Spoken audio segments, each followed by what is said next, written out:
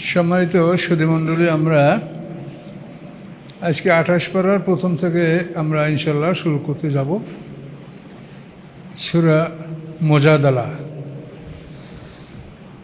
মুজাদালা শব্দের অর্থ পরস্পর তর্ক করা, একে অপরের সাথে তর্ক করা। মুজাদালা, জেদাল মানে তর্ক, এর থেকে মুজাদালা। আউযু বিল্লাহি মিনাশ শাইতানির রাজিম, বিসমিল্লাহির রহমানির রহিম। অভিশপ্ত শয়তান হতে আমরা আল্লাহর আশ্রয় কামনা করছি। রহমান রহিম আল্লাহর নামে শুরু করছি। কদ সামিআল্লাহু কাউলাল্লাতী তুজাদিলুকা ফি জাওজিহা। অবশ্যই শুনেছেন আল্লাহ তাআলা কথা, আল্লাতী ওই মহিলার, তুজাদিলুকা যে আপনার সাথে তর্ক করতেছিল, ফি জাওজিহা তার স্বামীর বিষয়। এই মহিলার নাম হচ্ছে খাওলা বিনতে সায়লাবা, আনসার গোত্রের, আওস গোত্রের লোক। আর এর স্বামীর নাম হচ্ছে আওস ইবনে সামেত। আওস ইবনে সামেত হলো আনসার সর্দার ওবাদা ইবনে সামেতের ভাই। এরা খুব বড় বংশীয় লোক। আর মহিলাও আনসার গোত্রের। তো এই মহিলা আল্লাহ রসুলের সাথে তর্ক করতেছিল। তর্ক মানে তার কথাটা সে রিপিট করে বারবার বলতেছিল। তো আল্লাহ বলেন, শুনেছেন আল্লাহ তাআলা কথা ওই নারীর যে আপনার সাথে তর্ক করে, সেই জাওজিহা তার স্বামীর ব্যাপারে। সমস্যাটা কী হয়েছিল? স্বামী তাকে তার উপরে জেহার করেছে। জাহিলিয়াতে জেহার এটা ব্যাপক প্রথা ছিল, যে স্ত্রীকে বিদায় করা বা তার সাথে সম্পর্ক ছিন্ন করা। এই জন্য তারা বলতে, তুমি আমার মায়ের পিঠের মতো, এটা তারা বলতো। এটা বললে ওরা ধরে নিত যে স্বামী স্ত্রী এরা পৃথক হয়ে গেছে, আর সম্পর্ক শেষ। তো এটা জাহিলিয়াতে এই প্রথাটা ছিল। এবং এটা এখনও যদি কেউ বলে যে আমার স্ত্রী তুমি, তুমি আমার মায়ের পিঠের সমান, পেটের সমান, এরকম যদি তুলনা করে, এটা জেহার হবে। জেহার, জেহার কাকে বলে সেটা আপনি এই সূরাটা শুনলে আপনি বুঝতে পারবেন যে জেহার আসলে কি। জাহরুন শব্দের অর্থ পিঠ, আমাদের পৃষ্ঠদেশ, এই ব্যাক পিঠ, এইটাকে আরবিতে বলে জাহার। তো এই কসমটা এভাবে করা হয়, আনতে আলাইয়া কা জাহারি উম্মি, তুমি আমার উপরে আমার মায়ের পিঠের মতো। অর্থাৎ আমার মায়ের পিঠ যেরকম আমার জন্য অবৈধ, তুমি আমার জন্য সেভাবে অবৈধ। এই পিঠ শব্দ হলো জাহারুন, এর থেকে জেহার মানে মায়ের পিঠের সাথে স্ত্রীকে তুলনা করা। এটা জাহিলিয়াতে করা হতো এবং এই দ্বারা তারা স্ত্রীকে পৃথক করতো, বিচ্ছেদ করতো। তো এটার কোনো তখন শরিয়তি বিধান ছিল না, ওরা জাহিলিয়াতে এইভাবে করতো, তাই করতেছিল। আর কোরআন তো আস্তে আস্তে 23 বছর বসে আসছে, বিভিন্ন কুসংস্কার, বিভিন্ন ভুল ত্রুটি তো আস্তে আস্তে সংশোধন হয়েছে। তো এই ঘটনাটা, এটা খন্দক যুদ্ধের পরের ঘটনা। খন্দক যুদ্ধটা হয়েছে 5ম হিজরিতে। এই খন্দক গজিয়া খন্দক, যেটা ব্যাটেল অফ ডিচ, এই খন্দক যুদ্ধের পরে এই ঘটনাটা সংঘটিত হয়েছে। যে এই মহিলার স্বামী হচ্ছে আওস ইবনে সামেত, আর এই মহিলার নাম হচ্ছে খাওলা বিনতে সায়লাবা। এখন স্বামী রাগ করে, স্বামীর কোনো কথা এসে অবাধ্য হয়েছে, এই জন্য স্বামী রাগ করে তাকে বলছে, আনতে আলাইয়া কা জাহারি উম্মি, তুমি আমার মায়ের পিঠের মতো। এই কথা বলায় জাহিলিয়াতের নিয়মে এসে স্ত্রী হারাম হয়ে গেছে। এখন ওই মহিলা রাসূল সাল্লাল্লাহু আলাইহি ওয়াসাল্লামের কাছে আইসা বলে যে আমার স্বামী আমাকে এই অবস্থা করেছে, আমার সন্তানরা দুর্বল, আমার স্বামী এটা করেছে। এখন যদি এই সন্তানকে আমি তার কাছে রেখে যাই, তাহলে অযত্নে তারা মারা যাবে, আর আমার কাছে আমি নিয়ে গেলে আমি কি খাওয়াবো? এটা মহাবিবাদ হয়েছে। ইয়া রাসূলুল্লাহ, এটা কি করা যেতে পারে? কিন্তু আল্লাহ রাসূল কোনো আয়াত নাযিল হয় না, তিনি কি বলবেন? সমাজে যা আছে তোমরা যেটা করছো ওটাই, কিছু বলার নাই। কিন্তু ওই মহিলা বারবার কথাটাকে রিপিট করছে যে আমার স্বামী আমাকে তালাক দেয় নেই, বলছে তুমি আমার মায়ের পিঠের মতো, এটা বলছে, তালাক দেয় নেই।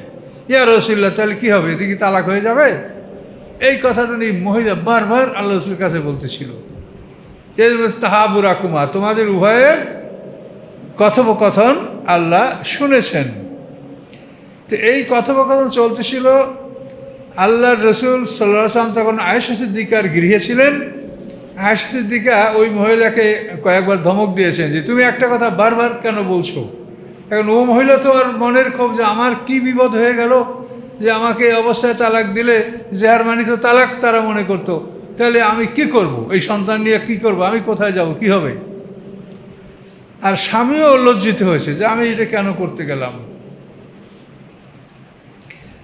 তাশতাকির আল্লাহ, ওই মহিলা আল্লাহর কাছে শেকায়েত করতেছিল। শেকায়েত করা মানে নালিশ করা, অভিযোগ করা। তাশতাকির আল্লাহ, ওই মহিলা আল্লাহর কাছে শেকায়েত করতেছিল, নালিশ করতেছিল। আল্লাহ বলেন আল্লাহ ইয়াসমাউ তাহাবুরাকুমা, আল্লাহ তোমাদের কথোপকথন শুনেছেন। তোমরা কি কথাবার্তা বলছো এটা আল্লাহ শুনেছেন। মহিলা বড় ভাগ্যবতী যে এই মহিলার দাবি বা প্রশ্নের উপরে আল্লাহ তাআলা কোরআনে আয়াত নাযিল করেছে, এটা বড় সম্মানের ব্যাপার। আল্লাহ বলেন আল্লাহ শুনেছেন তাহাবুরাকুমা, তোমাদের দুজনের বাক্য মানে বিনিময়, তোমরা যেভাবে বাক্য বিনিময় করছো এটা আল্লাহ তাআলা শুনেছেন। ইন্নাল্লাহ সামিউম বাসির, নিশ্চয়ই আল্লাহ তাআলা সব কিছু শোনেন, সব কিছু দেখেন। তুমি কোথায় ভেবে বলছো, আল্লাহ কোথায় আছেন, আল্লাহ তোমার কাছে আছেন, তিনি সব কিছু শোনেন, সব কিছু দেখেন। এখন আল্লাহ কি বলছে দেখেন, আল্লাযীনা যাহিরু মিনকুম, তোমাদের মধ্যে হতে যারা জেহার করে, মিন নিসাইহিম, তাদের স্ত্রীদের থেকে, মাহুন্না উম্মাহাতিহিম, ওই মহিলারা তোমাদের মা হইয়া যায় না। এই বিধান কিন্তু আসছে আল্লাহ। যারা জেহার করে তোমাদের মধ্য থেকে, পুরুষদের মধ্য থেকে, নিসাইহিম, তাদের স্ত্রীদের থেকে, স্ত্রীদের ব্যাপারে, মাহুন্না উম্মাহাতিহিম, ওই মহিলারা তাদের মা নয়। তুমি আমার মায়ের পিঠের মতো বলে সে মা হয়ে গেল, আল্লাহ বলেন না, ওই মহিলা তোমাদের মা নয়।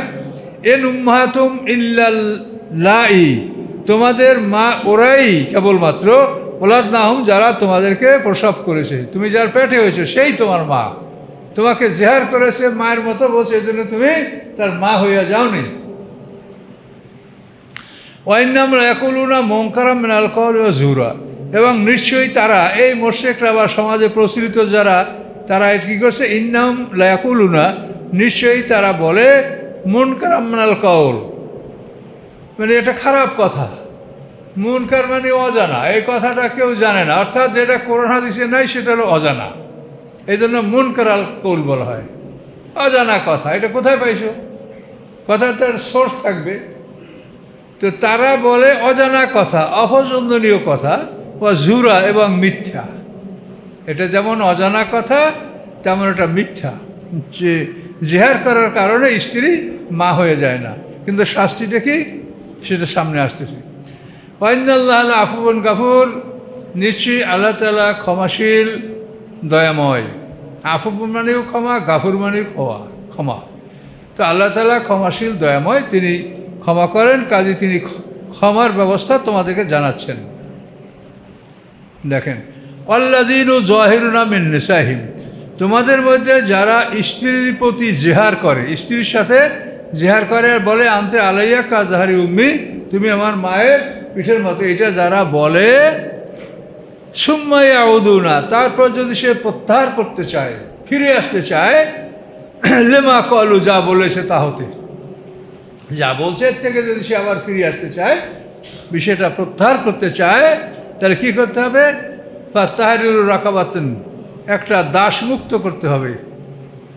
শাস্তি, একটা দাসমুক্ত করতে হবে। মিন ক্বাবলি ইয়াতামাসসা, একে অপরকে স্পর্শ করার পূর্বে, দাসমুক্ত করতে হবে স্পর্শ করার পূর্বে। হ্যাঁ, তাহরিরু রাকাবাতিন, একটি দাসমুক্ত করতে হবে। মিন ক্বাবলি ইয়াতামাসসা, যে তারা পরস্পর একে অপরকে স্পর্শ করবে, স্পর্শ করার আগে দাসমুক্ত করতে হবে। জালিকুম তুওয়াজুনা ভি, ইহা তোমাদেরকে আল্লাহ তাআলা নসিহত করছেন, যেটা আল্লাহ তোমাদেরকে ওয়াজ করছেন, নসিহত করছেন। আল্লাহ বিমা তা'মালুনা খাবির, আল্লাহ তাআলা তোমাদের কাজকর্ম সম্পর্কে অবহিত। তোমরা কে কী করো আল্লাহ সব জানেন। এখন আল্লাহ বললেন, দেখেন, ফামান লাম ইয়াজিদ, এই গোলাম আজাদ করতে যে পারে না, যার গোলাম আজাদ করে টাকা লাগবে, একটা দাস মুক্ত করলে সে যুগে অন্তত মাঝারি একটা গোলাম আজাদকে অন্তত 10,000 দিরহাম এরকম একটা গোলাম কেনা যাইত না সে যুগেও। এখন গোলাম আজাদ করতে অনেক টাকার ব্যাপার। এখন আল্লাহ বলেন ফামান লাম ইয়াজিদ, যে গোলাম পায় না মুক্ত করার জন্য, ফাসিয়াম শাহরাইনে মুতাতাবিআইনে, তার কর্তব্য হলো সে 2 মাস অনবরত রোজা রাখবে। 60 দিন রোজা রাখবে অনবরত, এর মধ্যে ভাঙতে পারবে না। স্ত্রীকে মায়ের সাথে তুলনা করছে, আর শাস্তিটা ভোগ করো। আর শাস্তি না দিলে তো মানুষ ঠিক হয় না। কথা বুঝতে পারছেন? আল্লাহ মানুষ সৃষ্টি করছেন, তিনি জানেন শাস্তি না থাকলে ভয় করে না তো মানুষ, কিছু শাস্তি আছে ভয় করবে। তা আল্লাহ বলেন, তাহলে তোমাদের শাস্তিটা কি? ফাসিয়াম শাহরাইনে মুতাতাবিআইনে মিন ক্বাবলি আইয়াতামাসা, 2 মাস অনবরত রোজা রাখতে হবে একে অপরকে স্পর্শ করার পূর্বে। এটা আল্লাহ বিধান দিয়ে, যদি তুমি গোলাম আজাদ করতে না পারো। এখন আল্লাহ বলেন ফাইন লাম ইয়াস্তাতে, যদি সে 2 মাস রোজা রাখতে না পারে, শরীরে কুলায় না বা এটা কষ্ট হয়, ফাইতামু সিত্তিনা মিসকিনা, তাহলে সে 60 জন মিসকিনকে খাওয়াবে। 60টা রোজা, এর পরিবর্তে 60 মিসকিনকে খাদ্য দান করলে এটা রোজার ফেতরা হিসেবে গণ্য করা হবে। যেমন একটা রোজা না রাখতে পারলে একটা ফেতরা দেন আপনারা। এখানে ওই ব্যক্তি যদি রোজা রাখতে না পারে, তাহলে 60টা ফেতরা মিসকিনকে এই পরিমাণ দিতে হবে, অথবা খাওয়াই দিতে হবে, মধ্যম ধরনের খাবার। তো যালিকা লিতুমিনু বিল্লাহি ওয়া রাসূলি, আল্লাহ বলেন এই বিধান এজন্য আল্লাহ দিয়েছেন যাতে তোমরা আল্লাহ এবং তার রসুলের প্রতি ঈমান আনো। আল্লাহ এবং রসুলের প্রতি ঈমান আনলে তোমাদের জন্য এই বিধান। অতেলকা হুদুদুল্লাহে, এবং এগুলি আল্লাহ শরীয়তের সীমানা, এটা শরীয়তের একটা সীমানা। আলেল কাফিরিনা আযাবুন আলিম, এবং যারা অস্বীকার করবে তাদের জন্য রয়েছে বেদনাদায়ক শাস্তি। তাহলে এখন দেখেন আল্লাহ বলছেন এই দিনে তোমাদের মধ্যে আমি কোনো জটিলতা রাখিনি। তো এখন একটা কাজের জন্য আল্লাহ 3টে বিধান দিয়েছেন, তুমি গোলাম আজাদ করো, অথবা তুমি 2 মাস রোজা রাখো, অথবা তুমি 60 জন মিসকিনকে খাদ্য দান করো। এই 3টা সুযোগ আল্লাহ দিয়েছেন। আল্লাহ তো এভাবে সব কাজই আমাদেরকে সুযোগ দিয়ে থাকেন যাতে আমাদের কষ্ট না হয়। কসমের কাফারা ঠিক এভাবেই বলা হয়েছে। তুমি আল্লাহর নামে শপথ করেছো, আমি দুধ খাবো না, স্ত্রীর সাথে কথা বলবো না, এটা অবৈধ। তো এখন ওইটার এইটার ব্যাস কম। এখানে হলো যে তুমি কাফারা আদায় না করে তাকে স্পর্শ করতে পারবে না। আর কসমের ক্ষেত্রে হলো তুমি আগে কসম ভাঙবে, তারপর কাফারা আদায় করবে। তার কারণ কসম ভঙ্গ করলে তোমার উপরে কাফারা ওয়াজিব হবে। তুমি বলছো আমি দুধ খাবো না, এখন যতক্ষণ তুমি দুধ না খেয়ে থাকো তোমার কসম বহাল থাকলো, কিন্তু যখনই তুমি দুধ খাবে তোমার কসম ভেঙে গেল, তখন তুমি কাফারা দাও। গোলাম আজাদ করা, 3টা রোজা রাখা, অথবা 10 জন মিসকিনকে খাদ্য দান করা, অথবা 10 জন মিসকিনকে পোশাক দান করা, এমন পোশাক যে পোশাক পরে তারা নামাজ আদায় করতে পারে। তাহলে ওখানে এই 4টা সুযোগ দেওয়া হয়েছে কসমের কাফারা। আল্লাহর নামে কসম করলে সে যদি আপনি অবৈধ কসম করেন তাহলে সেটা আপনি ভঙ্গ করবেন এবং এই কাফারা দেবেন। আর যদি ভালো কসম করতে কোনো প্রয়োজন নেই, আমি আল্লাহর কসম আমি কোনোদিন নেশা করব না, তো এটা তো আপনি ভালো কসম করছেন, কসম ভাঙাও লাগবে আর কাফারাও লাগবে না। কিন্তু যদি আপনি বৈধ জিনিসকে অবৈধ করার জন্য কসম করেন, তো সেটা ভঙ্গ করতে হবে, কাফারা দিতে হবে। তো এখন এই যে শরীয়তের সুবিধা সুযোগ, এগুলি আমাদের জন্য যে আমরা যাতে কষ্টে না পড়ি। আল্লাহ বলেন ওমা জাআলা আলাইকুম ফিদ্দীনে মিন হারাজ, যে এই দিনে এই শরীয়তের বিধানে তোমাদের জন্য কোনো কষ্টকর কিছু রাখা হয়নি। কথা বুঝতে পারছেন? তো এই জন্য আল্লাহ তাআলা এই কথাগুলি আল্লাহ বলেছেন।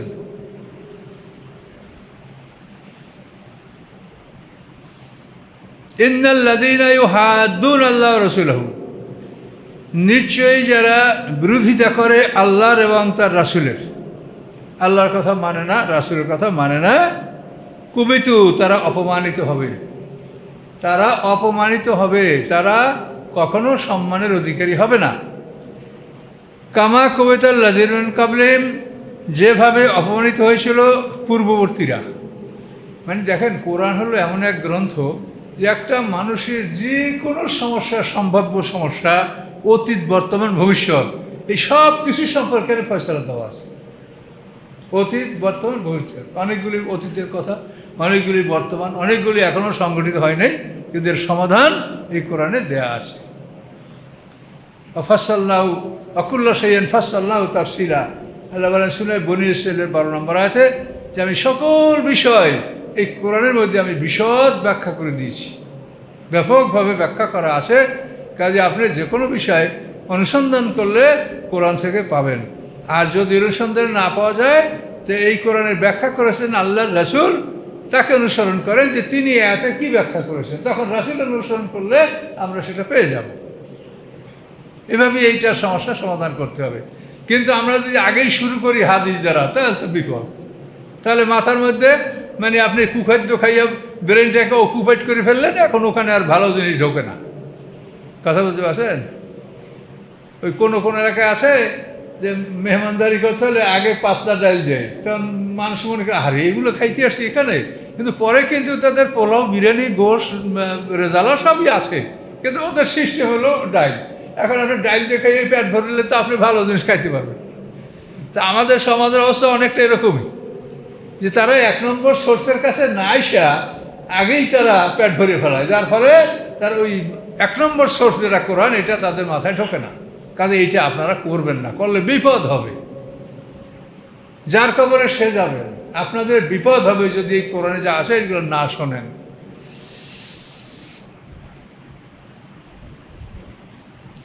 কদ আনজালনা আয়াতিন বাইয়িনাত, আল্লাহ বলেন নিশ্চয়ই আমি অবতীর্ণ করেছি স্পষ্ট আয়াত, পরিষ্কার, যাতে বিষয়টা বুঝতে কোনো অসুবিধা না থাকে।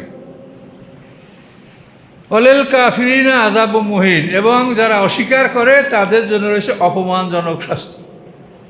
আপনি কি মনে করেন একটা মানুষকে পুঁজ, পচা, রক্ত, গলা এগুলো খাওয়ানো হবে, সেউজ গাছ খাওয়ানো হবে, এ কি যেই তাই অপমান?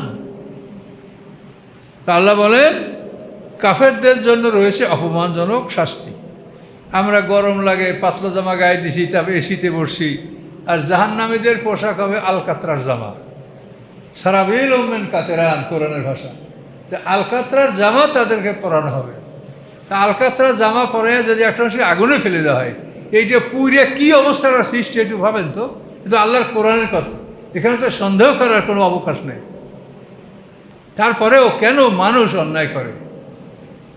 বহু দুঃখজনক খবর আমাদের কাছে আসে, মানুষ ভালো মন্দ বলে। হ্যাঁ, এই বিষয় সম্পত্তি শহর বন্দরে যারা আছে, বিভিন্ন অঞ্চলে যেখানে যা আছে, বড় ভাই সবাই বড়, অন্যরা সবাই ছোট, বাবার সম্পত্তি কৌশল করে একা সব নিয়ে গেছে। এ ধরনের দুঃখজনক কথা আমরা কি বলবো? আমি বলবো যে ওই লোকটা পৃথিবীর সবচাইতে বোকা, যে যখন হাসে ময়দান উঠবে তখন তো এই 5 তলা 10 তলা বিল্ডিং পিঠে লইয়া ওঠা লাগবে। দ্বিতীয় অন্যের জায়গা জোর করে এগুলো করছো কেন? কী লাভ হবে তার? বলেন, কে কি নিয়ে যেতে পারবে বলেন এই পৃথিবীর থেকে? তাহলে মানুষ কেন পৃথিবীতে জুলুম অত্যাচার করে? এটা শয়তানের পরামর্শ। শয়তান তার অন্তরে লোভ সৃষ্টি করে দেয়। বিপদ, এগুলির থেকে মুক্ত থাকতে হবে, এগুলি মহাবিপদ। কদ আনজালনা আয়াতিন বাইয়িনাত, আল্লাহ বলেন আমি স্পষ্ট আয়াত আমি বর্ণনা করেছি। আর কাফেরদের জন্য, যারা এগুলি অস্বীকার করে, তাদের জন্য রয়েছে অপমানজনক শাস্তি।